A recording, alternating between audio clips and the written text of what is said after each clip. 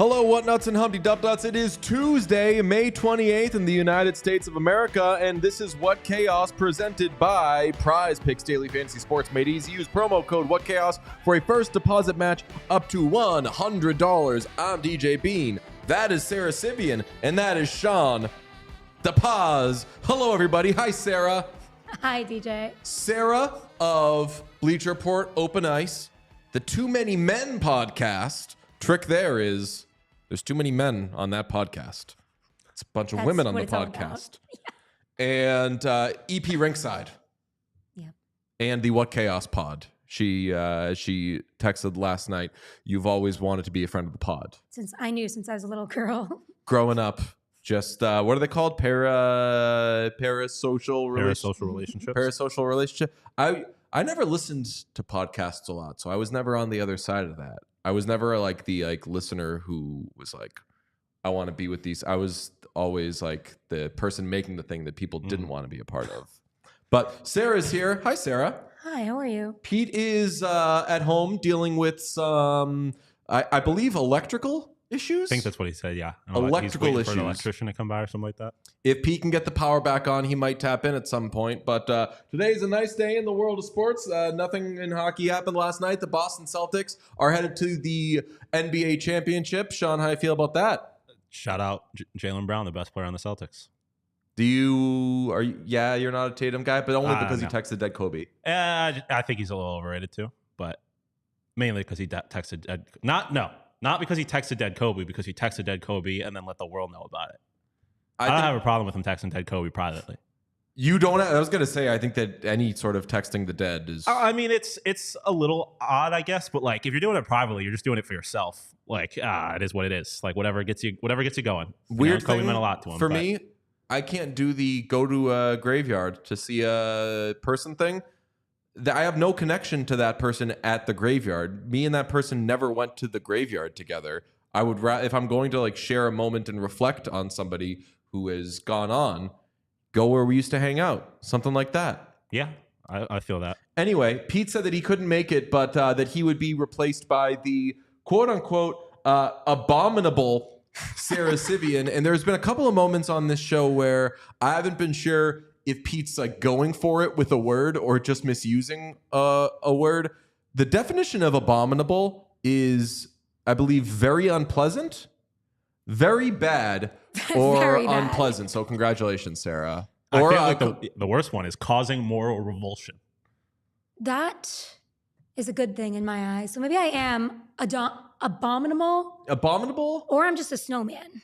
Very I cold, was gonna say, ice cold. I couldn't tell if there was a racial element to it. That he was like, you white, you the abominable snowman. I got a fake tan on, he's right. Yes. I'm a fraud.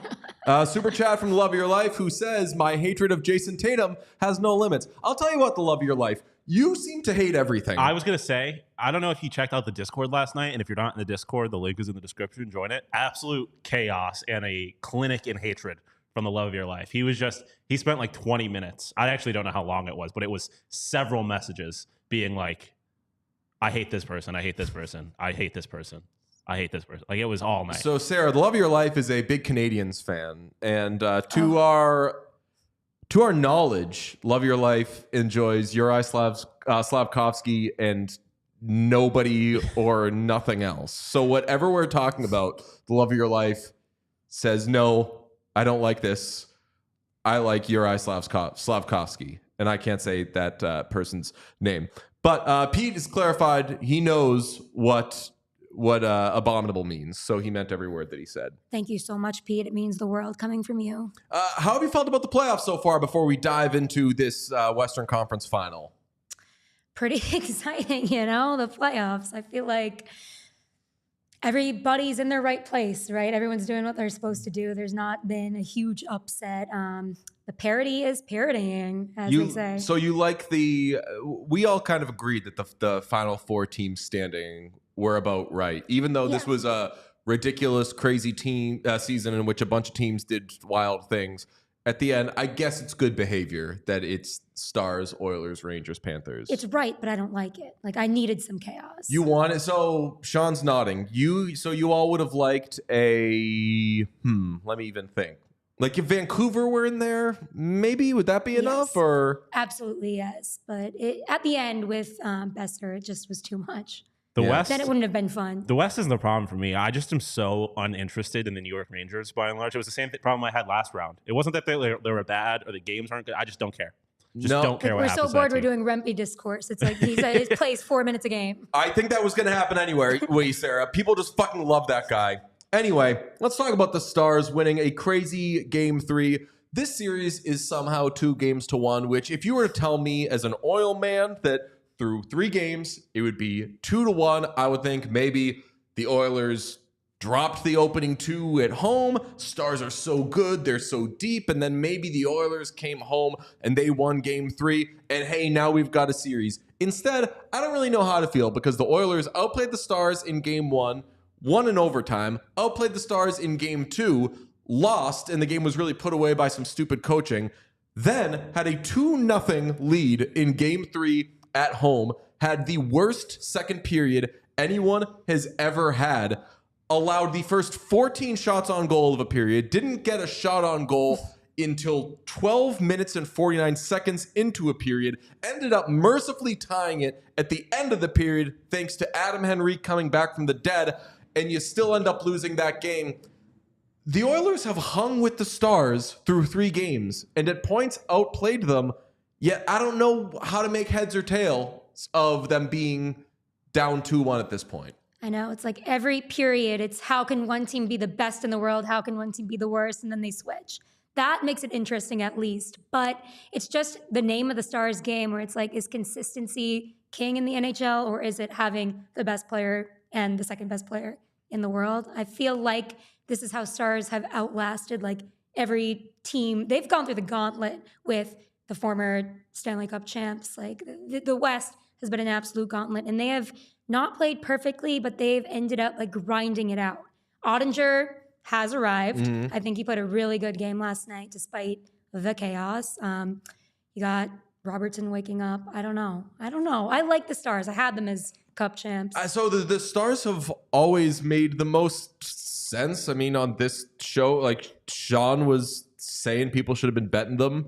Pete has been bullish on the Stars forever. We've all thought that they're the most adult team, but through 3 games, there's like asshole reasons on the Oilers side as to why the Stars are even up 2-1. Like, I just don't know if I should be confident as an Oilers fan or frustrated as an Oilers fan. I always thought that the Stars were a team that if you outplayed them in a game, you absolutely have to win. But we've now seen 3 games where overall it's been close between these 2 teams. So are the Stars, just as you said, like able to ride it out and they're going to outlast teams? Or have the Oilers been really good and then just shut off at critical points? Sean?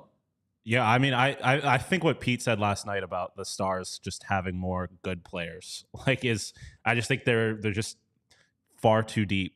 And like the Oilers, I don't know what to make of them. So if the Stars just have too many good players, which is like we've said, they're a deeper team, they're the deeper team, then how does the first period happen last night where the Oilers come out and just run them over and McDavid's dominating and everybody's dominating? And for the Stars having more good players, which I agree they do, through the first 2 games, there wasn't a single line on the Oilers that did not have that had negative possession numbers. I just feel like the Stars, like bottom 6, however you want to put it, were underperforming and the Oilers overperformed. And you've started to come more back to reality, which is like the whole thing about the Stars was guys like Robertson not showing up. Like there was people who weren't playing well enough, and they were still in the conference final. And now if you're going to have guys like Robertson scoring hat tricks, I don't think you're going to be able to beat the Stars team. I've had the most boring ass takes all postseason just because this is a boring postseason in a good way. Like everything's in its place. But I just feel like both of the teams are really good. Like that's how that happens. Yeah, so it's just been a weird experience realizing that the Oilers can hang with these guys. And the fact that they have, and they outplayed them in for a lot of it, and they still 2-1 sucks. To summarize, in case anybody didn't watch the game last night, so the Oilers dominated the first period. They took a 2-0 lead. McDavid took over the game. Crowd was crazy. Amazing vibes. Then the Stars ran over the Oilers in the second period, got the first 14 shots on goal, scored 3 goals in 3 minutes and 33 seconds before Edmonton even got a puck on net. Oilers tied the game late in the second, but then Jason Robertson, as you mentioned, Sarah, completed a hat trick in the third. 8 minutes left to put the game away, and that was that. Rupe Hintz returning made a huge impact on Jason Robertson. He, aside from early on in the first overtime of game one, Robertson, I'm saying, like, had done nothing this series. He'd gone 10 straight games without scoring a goal. Hintz comes back, and that line with Robertson and Seguin is suddenly amazing. Impact player, but fuck. Oilers, I make this game more about, and we'll talk about Darnell Nurse later on, but I make this game more about how the Oilers squandered being up 2-0 at home through 20 minutes, everything going right for you, vibes on your side, limiting chances, and then came out, and I think it was Butchergross said it, just like fucking mid-January ass performance, just sleepy. It's like the pockets of containment the Stars have with McDavid. I feel like they're really good for a period of keeping him to 0 shots. And that is just a good game plan to beat the Oilers if you can, right? Yeah. Fucking A. Very frustrating. Pete's here. Pete, how's your electricity? Oh, Jesus. Oh, mic not on, Pete. Oh, thank God we can't hear him. Put your shoes on, buddy. Notice what I'm not doing. Hello. There we go. Got me? There we go. So, Pete, I was not doing the, like, can't hear you, because there's nothing fucking worse. It happens to everybody, which is why when people do it to me, I'm like, who the fuck do you think you are? When people do like, oh, your mic's on, you fucking idiot. It happens to all of us. We're not supposed to be communicating this way. It's fine. Well, I'm pulling the cardinal sin of podcasting that I figured you would appreciate. Yeah. Wow. handheld mic, which isn't even plugged in because that was the thing that just failed. So, all right, we'll abandon that and we'll just move on. It's fine. Gross. What was your question? Oh, my what electricity. was it? Oh, how's your electricity treating you? It's good. I'm like getting plugs put in up here, so that's very exciting. That's why I can't be in on the show today. Amazing. How you feel about your Dallas Stars? I feel great. Yeah, I mean, Sean said it earlier. Like the thing about the Stars, and I think it's coming true, is just like when their good players play well, they just have too many good players for anybody to match. And last night was the first time I think in a while that we saw all of the Stars' good players finally show up. Like Rupe Hintz comes back in the lineup, has a really good game right off the bat, which I wasn't really expecting. Jason Robertson, we talked about it on Friday. Like, I need Jason Robertson to score big goals, and he's starting to score big goals. Scored fucking 3 last night. Unbelievable. Didn't expect that. Like, Tyler Seguin, of all people, was great. Like, you can't give an of all people to Tyler Seguin. Come on. I think you can in 2024 when a guy like has a bad back. You have a back surgery. Like, Tyler Seguin, of all people, is a key contributor on a 2024 Stanley Cup favorite. I can give an of all people to that for sure. Okay, so Purely then this is where I'm lost then, because if the Stars are seeing all of their players show up and they are truly flexing their depth on their opponent, why is the game so fucking close? Why are they run over in the first, like, should I be extra mad as an Oilers fan then? If this is the Stars showing their true mettle and the Oilers still fucked up the game and still should have won it? No, because I think the difference between the Oilers, who have good players, we all know the Oilers have good players. The difference between the Oilers and the Stars is that the Stars more frequently can put together a 60-minute game than the Oilers can. And we saw that come true last night. Like, you got 20 great minutes out of the Oilers. 40-minute game. The Oilers fucking killed the Stars in the first period. Yeah, they for sure killed them in the first period.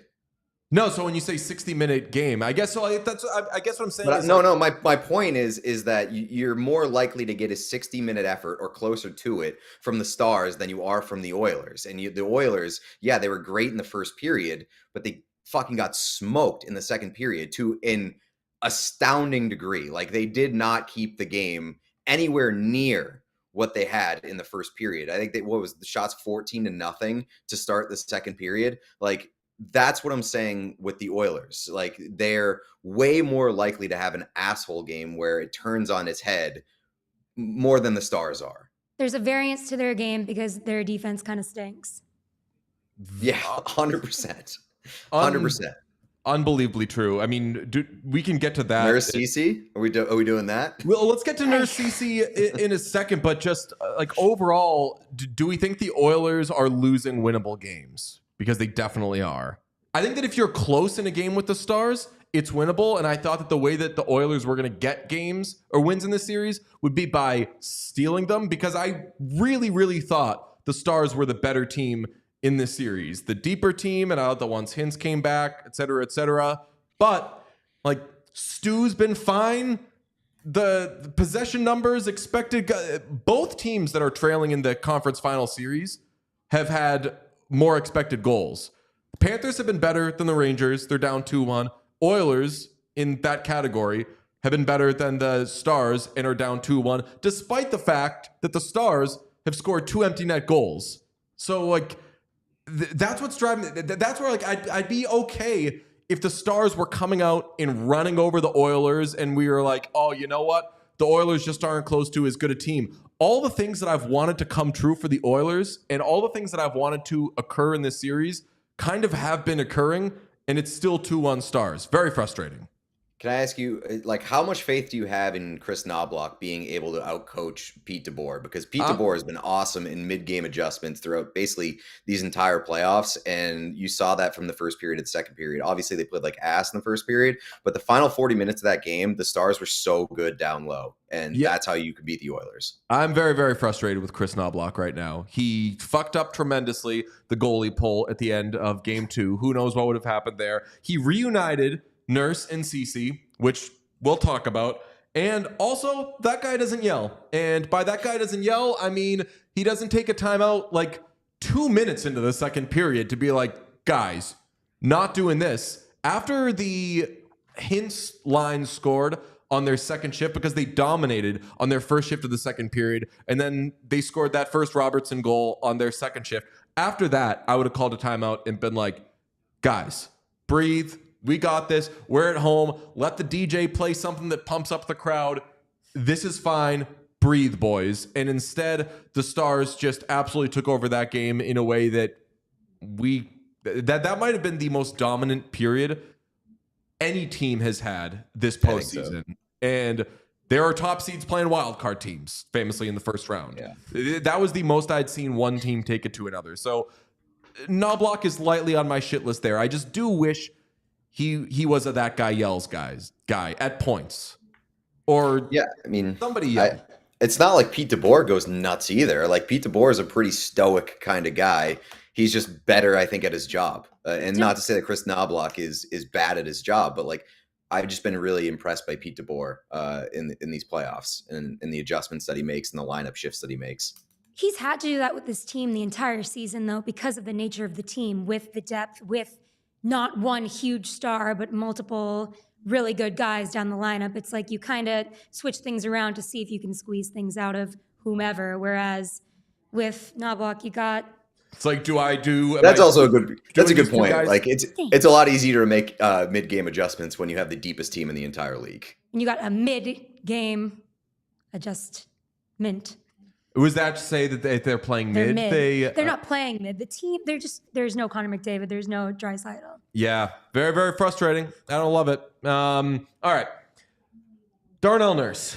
He's reunited with Cody Ceci last night, and Darnell Nurse, he's largely responsible for the game-winning Jason Robertson goal. Also, that's a got to make a save there, save or play from Stu Skinner, who otherwise was really good in this game. Darnell Nurse has been on the ice for 18 of the Oilers' 34 goals against at 5-on-5. Pete, do you know, I asked Sean this, do you know who has been on the ice for the most 5-on-5 goals against this postseason?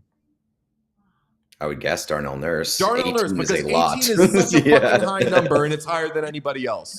Darnell Nurse has been on the ice for the most 5-on-5 goals against. He has been on the ice for 21 goals against in all situations. Both of those marks lead all players this postseason. Very, very frustrating. I will say I have one feeling of negative feelings right now with regards to the Stars. It's that I don't think my Wyatt Johnston Conn Smythe is going to hit, because I think Mira Heiskanen is going to take it. Like if Mira Heiskanen keeps doing this, it's going to be pretty unbelievable. Keeps doing this, he says. Just not being on the ice for goals. Yeah, was he on the ice for either of those? I don't know goals? last night. I don't know last night, but like his numbers in terms of like goal share this postseason have been unbelievable. Yeah, the first I'd have to look, but I mean the first period that Nugent Hopkins McDavid Hyman line was on some real like get out of my way bitch shit. Like they came out and did not fucking care, pushed people around. Zach Hyman scoring goals from behind the goalie, off of him, just like Heiskanen was on the ice for a goal last night, but he was also on the ice for 2 goals for, so still +1. Mainly, I'm impressed by the Heiskanen. I like the Stars' empty net strategy, which is 2 things. One, just have the puck when the goalie is being pulled, because the other team's being a fucking idiot and pulling the goalie when you have the puck. But the other is, whatever, let's just keep icing it. We'll ice if we need to ice it for 90 seconds, we'll do it. It's not like we're moving around and skating a bunch. Just keep throwing it on net. Eventually one of them is going to go in. Second one ends up going in. Good on Heiskanen. What's your level of worry right now with regards to the Oilers? I'm having a very hard time making heads or tails of it, because through 3 games, we think the Stars have been good, and the Oilers largely, overall, have been better than them, and they're down fucking 2-1. So I don't know if like, is this what the Stars are, and are the Oilers peaking, but they're also getting dominated for a period at a time? I can't make heads or tails of it. I think that 2-1 I would have taken before the series, absolutely. I just would have guessed it would have happened in a different way, and when you see how the sausage is made, you'd be frustrated. I guess I would say officially not worried. My question this postseason, though, is what is better? I mean, you saw the Rangers-Canes, you see the even strength stats. It's like the old boys club is meeting with the new analytics darlings, and they're all like, even strength, even strength, even strength, when it's like the teams that are not winning in even strength are winning these games. So maybe you need good power play, penalty kill, like, of course, but it doesn't, why is it morally better to be good at even strength? Well, and it's like morally better. Yeah. That's amazing. I get that sentiment. No, but like I also think like if you're gonna take like the we were better conversation, like apply it to the Panthers and Rangers. Like the Rangers got fucking smoked last game, and they won the game, which is obviously like you can feel good about that on one end. If you're the Panthers, you're like, all right, we're a much better team. We're gonna get better results if we just keep sticking to this game. But like if you're the Rangers, you played a horrible game basically, and you got smoked, and you can expect to play better yourself next game, and you already stole a game. Like I would feel pretty worried if I'm the Oilers or the Oilers fans, just based off the fact that you've let games slip out of your grasp against what I consider a superior opponent. And like, yeah, you would take 2-1. Like you said, DJ, you would take 2-1 heading into game 4. But the Stars have a lot more momentum right now, especially after that game 3, and especially with Hintz coming back. Like their lineup is being optimized, and they just played a dominant 40 minutes. Like that would give me cause for concern if I'm Edmonton. Yeah, and for overall, I think if you look at the numbers, like overall, it was probably an even-ish game. But you're right, the Stars come out of it, they don't feel like they got away with one. They don't feel like they stole one. They're like, we could fucking fall behind 2-0 very fucking easily. And then once we decide to settle down, we'll be fine. And that's what they go out and do. On the other end of it, the Oilers probably didn't learn anything last night. Like, did they not know that you have to fucking throw a puck on net in the first 13 minutes of a period against anybody? That's been especially when you all scored like postseason two with assholes all in the different first teams. period. It's like Yeah, I mean, the Oilers were doing it to the Canucks at points where they were just like Juicy Saros voice, no shots. Yeah, I mean, Sarah makes it like a good point. Has anybody seen that happen as frequently as it's happened in these playoffs, where a team just comes out of the locker room and just does nothing for 15 straight minutes? I feel like so many times throughout these playoffs, we've talked about a team going 10, 15 minutes without a shot on goal. Like, how does that what's happen so what's often? Happening? There has to be some sort of strategy. Like in my brain, I interviewed Greg Cronin, the head coach of the Ducks, earlier this year. He's awesome. He's a Selfie kid. Yeah. But he was just saying when he started out with the Islanders, he kind of made this new penalty kill scheme, like before the lockout. Then the lockout happened, and like after the lockout, he brought it again, and they had changed the rules where like the blue line was farther away, and he had the most dominant penalty kill in the game running for a year. Then other people caught on. I'm like, is that happening in the playoffs right now with these coaches? Yes, there's like something that has been gleaned that they're like, all right, copy, paste, everybody does the fucking same thing. It is nuts though. You are right, Sarah. Like, I feel like almost like once a game, maybe even, there are just these stretches where you're saying, what is going on with this team? And what happened to this team? And are you going to call a timeout? What's going on? And I'm exasperated today because I still don't know if I should be happy or frustrated or not happy. And I'm like, man, the Stars are fucking cooking.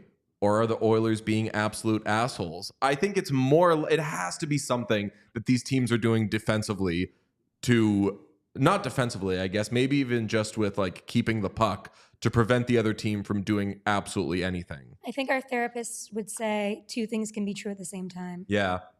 My therapist doesn't say that. She's always like, you're fucking right.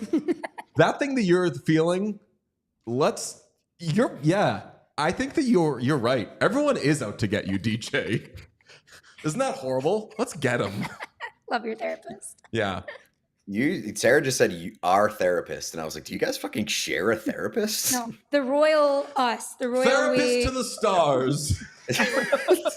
I was gonna say that is way too much of a workload for one therapist. All podcasters, both of your fucking baggage. Well, we probably all have similar problems, right? Exactly. It's all fucking ourselves. Work stuff, Boston stuff. Chat saying the shot on goal gaps is sogless behavior, and I'm definitely gonna steal that. Sogless is amazing.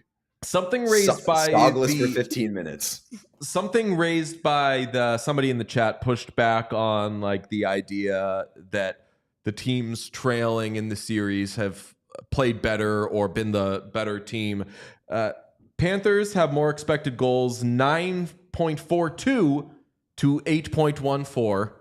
Oilers, and I'm not saying this is like this fucking proves it definitively, but just to give facts.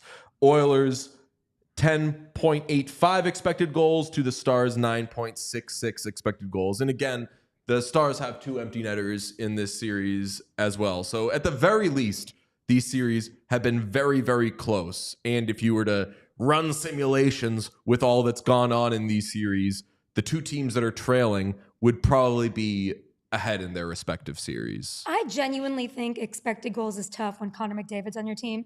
I feel like you got to account for at least 3 there. And he hasn't been scoring. So it's like, that's an expected goal that doesn't go in. Oh, I think there are a lot of dumb like analytics things. Or when I say dumb, I mean I can't understand them, which means that I'm dumb. But like there are a lot of dumb analytics things. And I don't think there's a dumber one than the deserve to win a meter.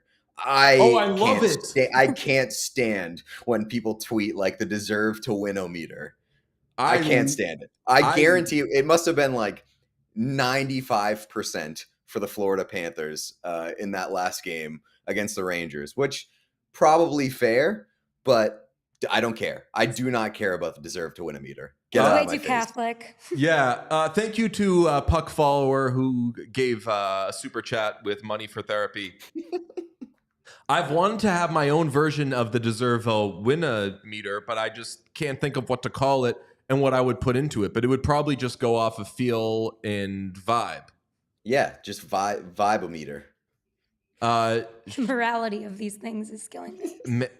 If this were back when I was covering the Bruins, I would have every day done a should have never trad o-meter, and it would just be Tyler Seguin every day.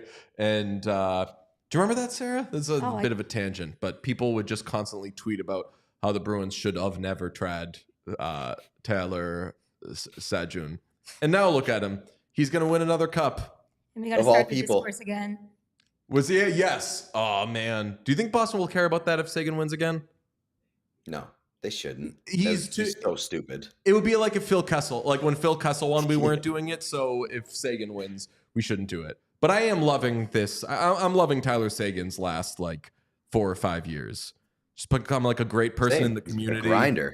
A grinder. Yeah. Like a gay ally, like just a complete kind of, he's just become a player and a person that I never thought that he would be when he was 21 years old. Yes, he's come a very long way. Darnell Nurse, by the way, has 6 more years after this at $9.25 million a year. Our friend Mike Felger has a rule where he doesn't like to talk off season when games are still being played. You want to talk about trades that should be made? Do that when it's time to make the trades or whatever. I disagree with that when things are so loudly happening where a player is on such a run and they're a free agent to be or whatever. I'm having a hard time watching Darnell Nurse in the playoffs, in the Western Conference Finals, not thinking about, is this guy going to cost them Leon Draisaitl or Evan Bouchard or somebody at some point? Or are they going to have to staple Dylan Holloway to him to trade him away or something? I'm getting such doom and gloom watching this guy, and it sucks because Sean and I were talking about it before the show. There's some players you talk about as being overpaid, and that's a bad contract, et cetera. This has to be the worst contract in the NHL. This isn't Seth Jones makes a couple million too much. This is going to impact a team for real. Yeah. I mean, if Darnell Nurse costs the Edmonton Oilers Leon Draisaitl, I know it's not a trade, but that's got to be the worst trade in the history of an organization in sports. And that's horrible. They should convert Darnell Nurse to a forward just to see if that works any better than playing him on the back end. Sara Nurse is a pretty good forward. Just try Darnell up front. I don't get how we all thought that contract at the time was too much and playing a little fast and loosely. You got to pay Leon Draisaitl and Connor McDavid at some point. What are you doing? But we never thought he was a bad player, and now he is legitimately a pretty bad third pairing defenseman, and he's costing his team. I just never saw it being this bad. He's one of only 11 defensemen making $9 million against the cap. And all the other ones are pretty fucking good players. You would take all the other ones over Darnell Nurse. I mean, it's the only real solution, I think, is to pair him with somebody much better. And they've tried it, and it's hard to get those guys, the shutdown guys that can protect, and you don't want to protect a $9+ million player. But I just think that's kind of the only solution for the Oilers at this point. I don't know how they overcome that contract. But fuck, man, he has looked so bad. Another daunting aspect of it, Matthias Ekholm isn't going to be around forever. Right. The Darnell Nurse was supposed to be your real defenseman. Evan Bouchard, shout out you, love ya. You score all the goals, boosh bomb. cutest thing in the world. But Darnell Nurse was supposed to be like your real top pairing defenseman who can play defense. Sean was saying before the show, he was like, I'm just going to like teach all of my kids to be a defensive defenseman, and they will fucking work. They will get work. Chris Tanev. It's always you the also trademark, said that. You were like, Chris Tanev's not like a guy though. Like Chris Tanev is an elite shutdown defenseman. I know, but I brought up Chris Tanev because I was like, the Oilers really could have used Chris Tanev right about now. all the defensive defensemen yeah. at the trade deadline or whatever it is get to go to the fun team, get to go win the cup and get paid That's a lot. true. So there's always a need. Like there is always a team that is in the market for a shutdown defenseman. Yes. So like it's like a left-handed pitcher in baseball, like a left-handed reliever. Oh yeah, my kids are also growing up left-handed, whether they like it or not. It is not the sexiest position in all of sports, but there's always going to be work. And when a team doesn't have one, it is very noticeable. Good way of putting it. Yeah, when it's not there, oi, oi, oi, you say, how the fuck do they not have that right now?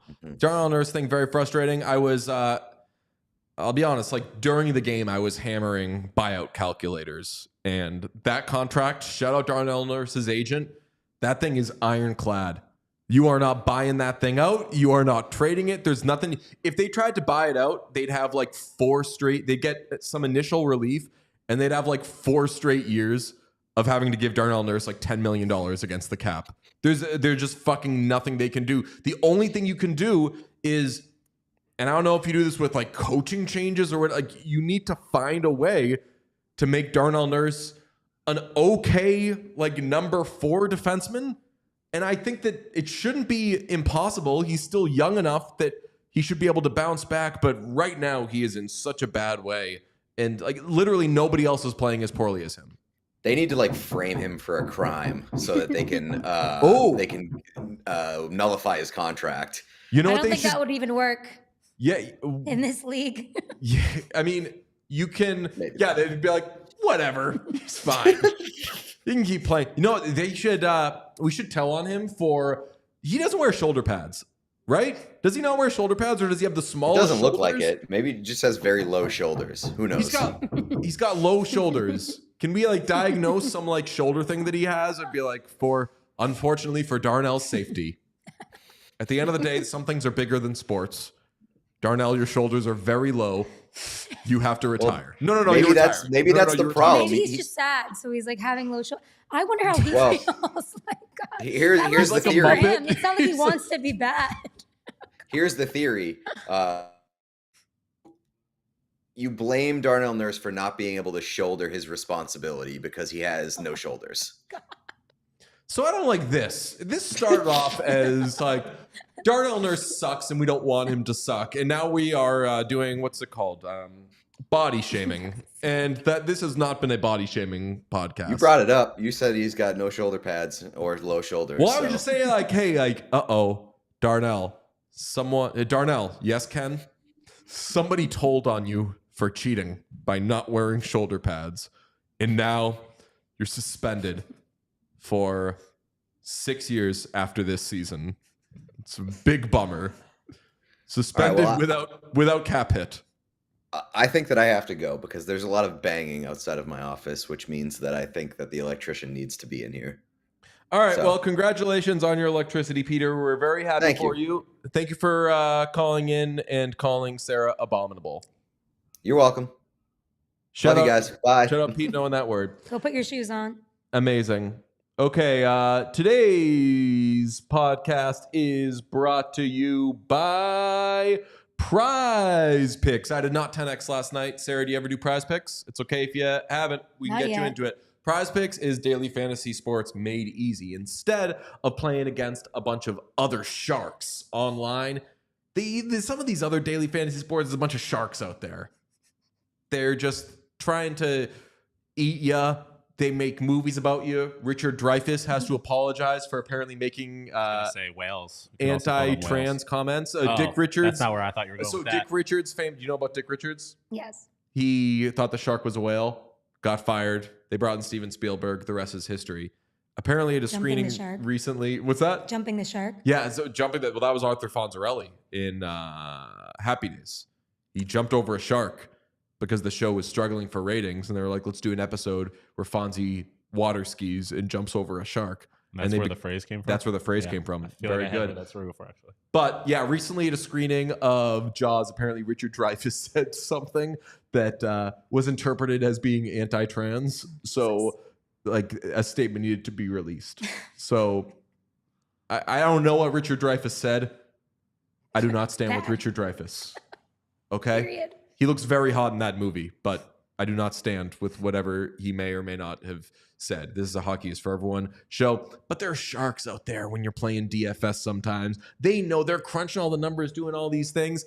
Prize Picks is you against the computer. It's just the computer says, do you think Darnell Nurse is going to be on the ice for more or less than X amount of goals? You pick more, you pick less, and the more stats you do, the more you can raise your winnings. Yes, Sean? I'm looking at Prize Picks right now. They have a thing called Demons and Goblins. Yes, Demons and Goblins are sick.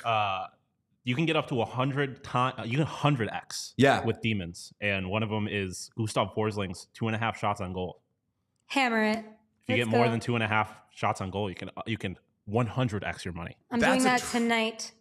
I think I'm going to do that too. Why not? Forsling is so good. You're a Hurricanes person. How'd they squander that? He's really like his game varies. One year he'll have a great year, one year bad. But he thrives with a lot of minutes. Mm-hmm. I don't know. I might be coping a little bit, but he's on my Norris ballot. So he's the best. And so is Prize Picks. So download the app today and use code WhatChaos for a first deposit match up to $100. That's code WhatChaos for a first deposit match up to $100. Prize Picks. Pick more, pick less. It's that easy. Today's episode also brought to you by Manscaped. Fellas, blink if you haven't purchased a Father's Day gift yet. We see you. Come on. Be honest. Yeah, we thought so. Today's episode is brought to you by Manscaped, the leaders in below-the-waist grooming. Maybe your pops has had it says Bush since the 1970s, and that's okay. Our friends at Manscaped have crafted look, I'm going to come from the heart here. Manscaped makes incredible products with lights on them, and that's my favorite part about them. Whether I'm using the beard hedger or any of the below-the-belt products, there's lights on them. It's smooth. It's smooth. It keeps a low little purr. It's not noisy. You don't sound like there's some weed whacking going on around your face or around your bottom-ish areas. Manscaped, the leader in products, and as Sean and I both know, comes in a nice little case that is. It's not too hard. It's like not neoprene. I think. What's that? Like neoprene. I think is the material. I think so. It's very easy to pack, to stow away. You want to toss it in a weekender bag? Easy. And then you take it out, and when you turn it on, there's a light on it. And the light is really a winner. Can charge it wirelessly too?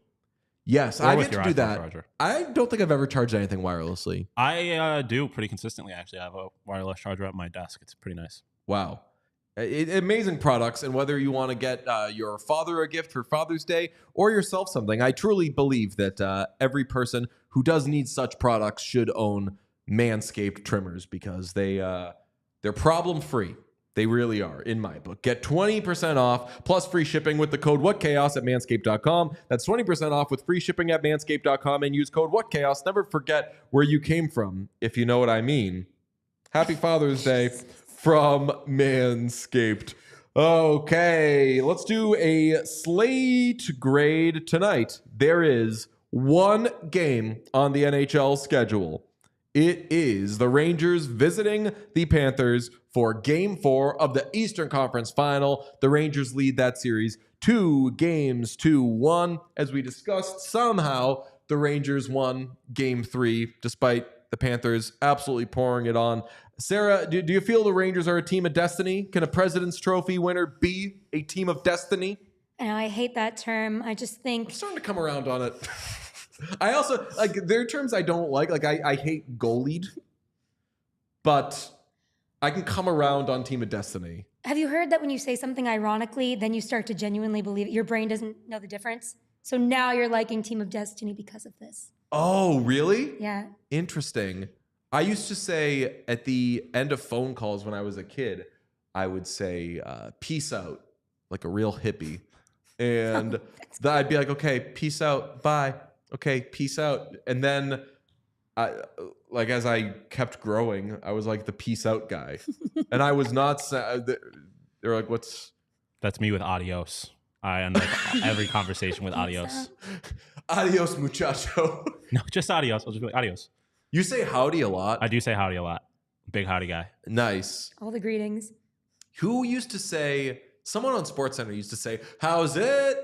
I forget who. Not sure. I don't think it was Butchie. Don't think it was Linda Cohn. Definitely not. Because, yeah. How's it? I'm Linda Cohn. Sup, nerds? Let's talk some Rangers. Not sure. All right. But Team of Destiny, Rangers, yay, nay? Yay. I mean, in a playoff run that is so matter of fact, I don't know how else we want to call this. It just seems like the President's Trophy winners will win it all. I love the idea of, in a very wacky season, despite it being all good teams remaining, I think that the President's Trophy winner winning is proper chaos. Yeah, it's like reversing the curse. Yes, I'm on board for that. It was a chalk draft lottery too. Like it just seems like regular season ended. We're getting back to being normal. Yeah, is maybe the bill coming due on a crazy season? Yeah, all the was weird too much shit chaos. already happened. So there's like no more weird shit to happen. My question is though, does that mean that the President's Trophy winner is going to win, or does that mean the best team in the Stars is going to win? So chalk should be the President's Trophy winner not winning, based like on history, but also chalk would be the best team on paper who had the best season would win. So the President's Trophy winner could go either way here. I'll tell you what, I said it yesterday. I've enjoyed all of these teams more as the playoffs have gone on. I like the Oilers more than I did already, even though if I'm a little frustrated with them. Stars, my respect's always been super high for. I've loved watching the Panthers this postseason, and I've really liked watching the Rangers this postseason. There hasn't been a get this team out of my fucking face team yet so far. Sean does. You don't care about. You just don't care about the Rangers. Bore me to death, and I do not know why. It's like. Have you heard of Matt Rempe? He's. Well, that's the one part that doesn't bore me. No, I just have not been able to care about the New York Rangers this entire year or this entire postseason. I kind of agree with that because they're so systematic. Yeah. Like they are just input, output. Igor Shesterkin. Yeah, it's just folks, am I right? If they win, it's because they're good and they've got good players, but they don't have like the best player on the ice at any point. But Panarin can do Skater. some cool shit. He's been really living up to what he was supposed to. I mean, I don't know. Whatever your narrative is about him, he's been awesome. Can you spot the piece of Rangers decor on this set right now? Like right here on the Well, set? there's multiple. Oh, Well, not in camera right now, but it is. Gotta, This is exciting. yeah, there's a Rangers jersey. Oh behind well, you, there's but a Rangers another jersey one. behind me. It's not that. not that. All right. And by the way, anybody, if you're not subscribed on YouTube, smash subscribe so you can see the set. And make sure you're subscribed everywhere. It is, let's see if you can find it. I think she's looked past it, which is exciting. Definitely, yeah. Yeah. Uh-oh. Oh, Getting warmer? right there. Oh, the bread. Yeah, big ass thing of bread. That is our Rangers merch. Thanks. Yeah. That's great. And we have Hunter sitting on top of it. Also, Hunter did one of my favorite things yesterday in the game. He tried to cheat. What's that? He tried to cheat. He tried to injure a player. Wait, See no, that? what did Hunter When do? He was checking the glass as the guys were up against the Yeah, glass, and I was I like, love that's that. illegal in Russia. Someone's gonna get hurt. Really? Remember I that don't think he earlier was in the touching season? he wasn't touching the glass. Oh, he was doing it, but not while like the guys were actively on it. Well, would you remember the story from earlier in the year in Russia or whatever Yeah. it was when the guy got hurt and they But like, Hunter's done wanted this a to couple of arrest the times, mascot. Sarah, where players will be like battling in the corner, and if it happens to be where the Oilers mascot Hunter is, Hunter will be like, "Urgh," like against the glove. He's in there. It's amazing. Hunter rocks. Yeah, but we saw, so Vampire Weekend was at a Rangers game, and Chris Bayo, their bass player, who is a huge Rangers fan, was holding up a big ass like bread pillow. Awesome. So I immediately went on Amazon and got it. So now we have that. Shout out Chris Bayo, who is watching these Rangers games in London right now. I believe. Okay, I can like the Rangers. I want him to be happy. Are you a Vampire Weekend head? I wouldn't say I'm a head. I'm a big fan. Awesome. Yeah. There needs to, I feel like there aren't a lot of like, despite how many celebs you'll see shown at games, I don't feel like there's like a lot of Rangers like celeb fans that would be in the kind of can jump on a podcast realm. Yeah. There's a lack of that. There's also just like a lack of Stars people. If you Stars fans, let us know. Like, who should we, if we want to have Stars people on, we had Rich Peverly on this season to talk about the Stars, and that was really cool. But other than that, are there like I would say like you're like a Hurricanes person. If someone needs someone to talk about the Hurricanes or whatever, or like, I'm not finding a lot of Stars voices out there. If I'm wrong, I was saying before the show, if the Stars make the cup, I want to do what I did to the Bruins and just piss off Stars Twitter. But I don't know if there is a Stars Twitter. No one's really upset, whereas like Panthers Twitter is pretty insufferable, which is good. Okay, you're a legit fan base. Rangers YouTube commenters, I'm finding, aren't the nicest people in the world. They're awful. Yeah, they're doing a lot of, so everyone can get a podcast these days, huh? New York. Everyone has always been able to get a podcast. That's always been a thing. Speaking of Stars fans, though, they donated $10,000 to the Ben Stelter Foundation, which is amazing. We talked yesterday about how some good was coming of a kind of awkward situation where the Stars DJ played La Bamba to troll the Oilers and didn't realize that there was a connection to a young Oilers fan who had died of brain cancer. And Stars fans saw that.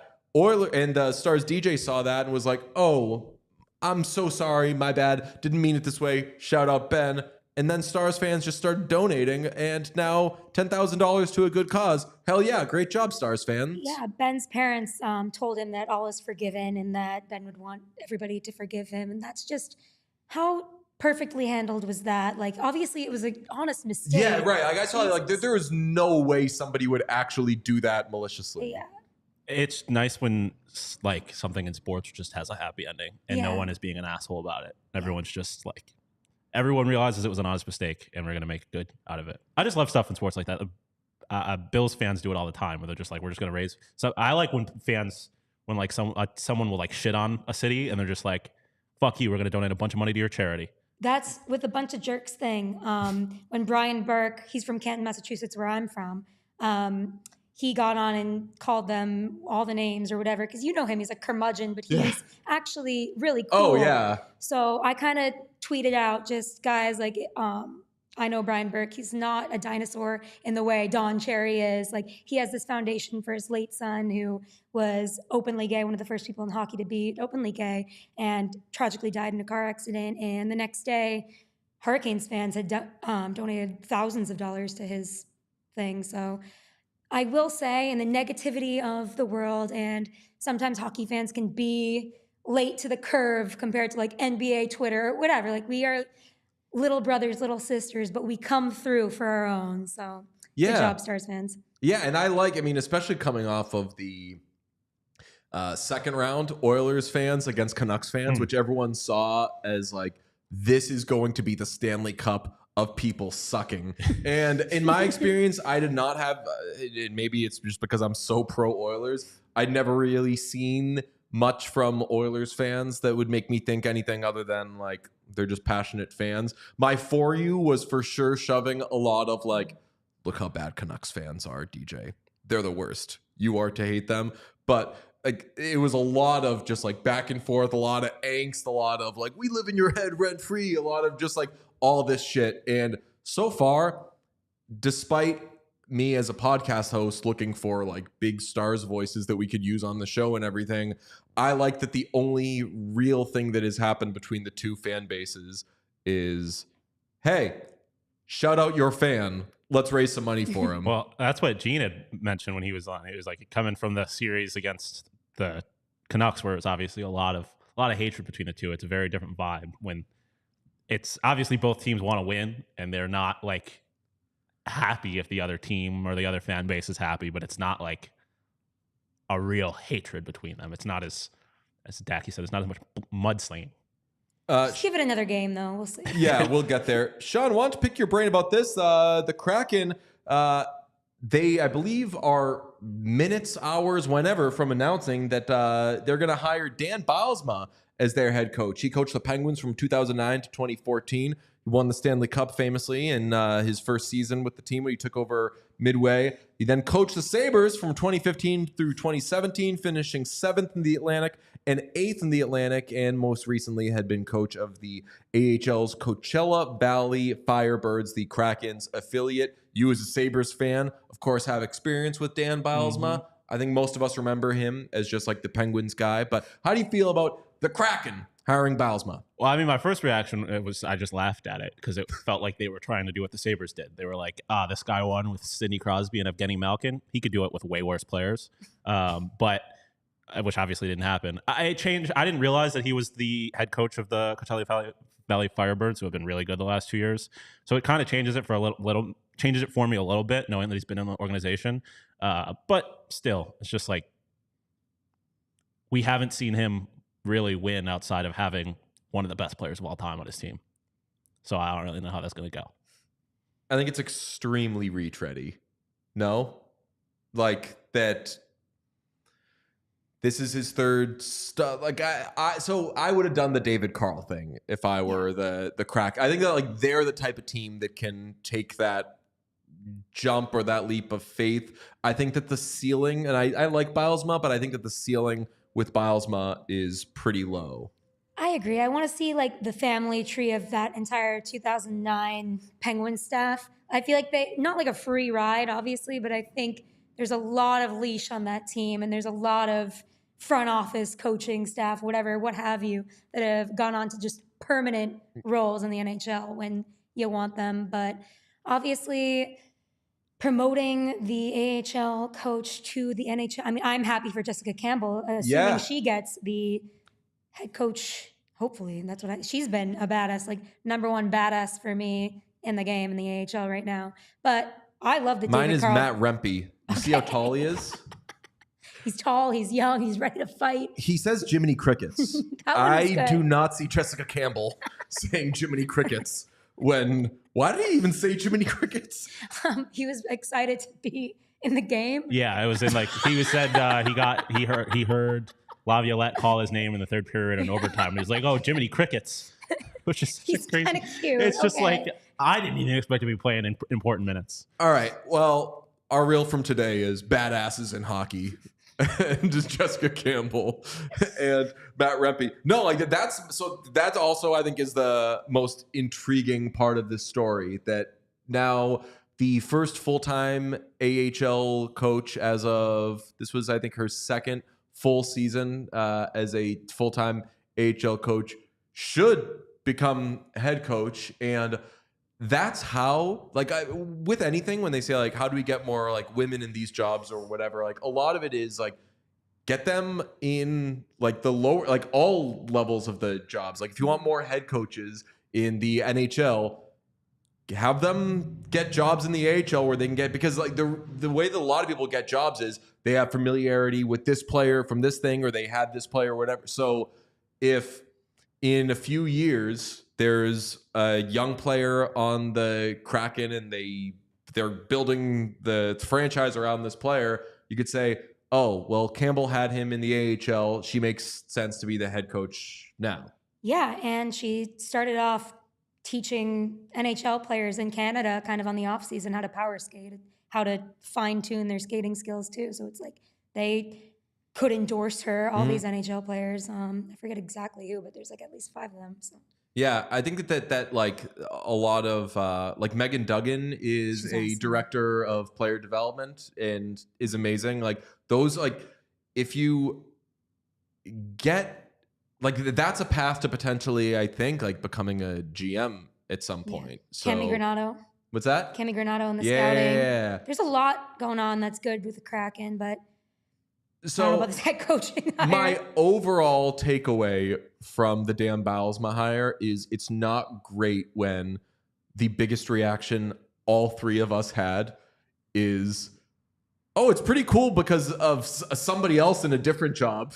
Like, Yeah, not. I don't have like a problem with it because he like especially. I think it's boring. I mean, it's a little bit, but it's like I don't consider it just like they're giving this guy another chance. Like it's not like he's I think proven within the organization over the last couple of years that he's been important to the organization, and also like you talk about the maybe unlocking a player that he has experience with. Still kind of waiting for Shane Wright to arrive. Yeah. Which it's not like he was a first overall pick or anything like that. Famously, Uri was. To his Yeah, I know. demise. But he was fourth overall pick in what was ultimately not the strongest top of a draft. So like, if they can get something out of him, it's good. But like, I don't know. He's coached in the NHL and he's coached within this organization. It makes sense. Like if there was an organization that was going to do it, this one makes sense. Lastly, wanted to ask you, Sarah, about Don Waddell to the Blue Jackets. You were there in Carolina when he was team president, and I think we all think pretty solid roster builder, et cetera, et cetera. You like him for the Blue Jackets? I do. I think it's his chance to kind of be the number one guy. Like he's a grandpa now. He's not getting any younger. 65 years young. Yeah, he's such a hockey guy, like from Michigan, played at one of those, what was it, WMU, like one of those Michigan schools, you know, and he's kind of had to take some heat as the face. I mean, I'd say Rod Brind'Amour is the face of the Hurricanes franchise, but Forever, no matter what happens. Tom Dundon is a little significantly more involved in these decisions than you'd think he is now that he's taken a step back optically. And you have Waddell taking the public brunt of things like the Rod Brind'Amour contract not getting done, all these things not getting done, when it's really Dundon's camp negotiating behind the scenes. And you got the nice hockey guy kind of apologizing to his friends for 4 years. Like that's kind of the job. And he's ready to show that like, not only can he do more, and he's been around forever from Atlanta, like he can just have a little less stress and more money. Like he's not even making top half of the NHL GMs in money with the Hurricanes, and he's also the president. Like that one story I did with the offer sheet, and I texted him and I'm like, hey, can you talk about like this offer sheet thing? And he's like, I'm at the rodeo. And I'm like, it's not his first rodeo, like best lead I ever did. Fuck yeah. But he really was at the rodeo because he was the president of PNC Arena. So he had to go to like these monster jam things and all of these rodeos and like keep up appearances with the arena. And he's still not making like as much money just being a GM. So I think like a no nonsense GM position right here would be a good chance for him to cement his legacy and just like chill for a second. Yeah, and that's, I mean, that the Blue Jackets are in a very interesting situation because they have so many good young players, a lot of Americans, a lot of Russians, really good mix. And man, I believe they have money to spend. They're a good canvas right now for like a GM to take over. So interested to see what he does there. Thank you very much, Sarah, for coming in and hanging out with us today. Anytime, guys. Thanks so much for having me. Yeah, this was a party. We'll do a like spike as Pete is not here. Everybody make sure you press like if you have not yet done so on the YouTube. And if you're not subscribed, do that as well. We believe Pete will have electricity that can be electric by itself so he could leave the house tomorrow. And we'll be back tomorrow. Appreciate y'all. Sean, tomorrow we talking about a 2-2 series, 3-1 series? 2-2. Yeah, we're talking about 2-2 series. 2-2, I think. I think both of these series are going to go 2-2. I don't think you can. I think the series are just going to mirror each other to 7 games, and then like they've mirrored each other so far. Better than what's going on in basketball right now. I'm going to be so bored. Celtics should have been minus 900 favorites. We had that conversation. Oh, really? right. Are they that good? They're that good. Yeah. So go Celtics. We'll talk to you tomorrow. Bye. We all silly like the mayor.